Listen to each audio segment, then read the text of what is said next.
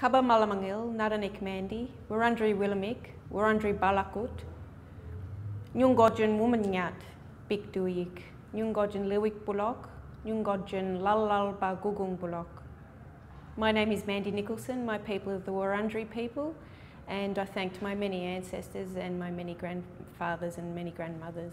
The role I take in my language revitalisation is I work at the Victorian Aboriginal Corporation for Languages.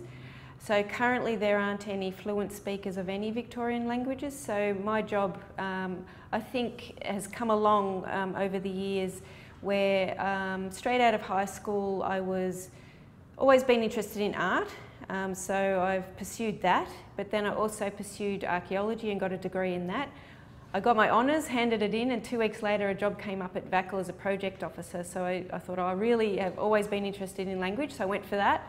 And I've been there ever since, so I could safely say that Woiwurrung, my language, has been really active for the last 3 years since I've been at VACL, because it's enabled me to translate songs, stories, or anything really. I can translate anything now, which is really a big giant step from when I first started, because I really didn't know much about anything. My parents knew a few words, but they didn't have the same opportunities as we do in this generation.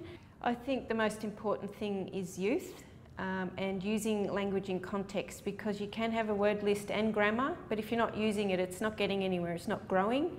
So I think a really important way to get youth involved in language, and like I often tell the story of how I used to be ashamed of who I was as a kid, because me and my brother were the only Indigenous kids at high school that I went to, and we were constantly picked on for that. So we kept quiet, and I didn't say who I was out loud really. So since I went to university and did an Aboriginal course, it was called Koori Studies, it really opened my eyes to who I was and to be proud of it. So I think a really good way to be proud of who you are is through language learning, and the perfect way to do it is through song and dance. So we've had a dance group going for many years, and it's the majority of children, and we get them to take on a leadership role by creating the dances, where I've got 2 left feet, but the kids are really good at, you know, improvising and making new dance moves up for the songs that I write in language. So we're a really good team that way.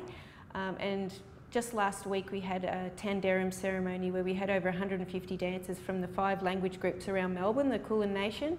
We all came in with a chant, as you know, basically along the lines of "Here we come, hear us, we're strong." And then they did a totem dance to honour their totems and their creators. So I think that's one of the most important ways to get out there, is through song. And public performance is really awesome, but we've got to do them performances for our own communities in a private setting to allow those kids to come out and say, yes, I am Aboriginal and I am proud of it.